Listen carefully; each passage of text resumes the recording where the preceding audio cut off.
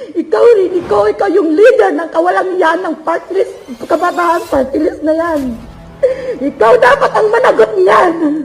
Kabataan Party List dapat panagutin. Bumuhos ng emosyon at galit ni Merlin Doydora, ina ni Jerlyn Rose Doydora, isa sa mga nasawi sa engkwentro sa pagitan ng militar at mga rebelding grupo sa Occidental Mindoro noong Enero 1. Kinumpirma ng NTF-ELCAC na ang nasawing estudyante ay miyembro umano ng mga makaliwang grupo.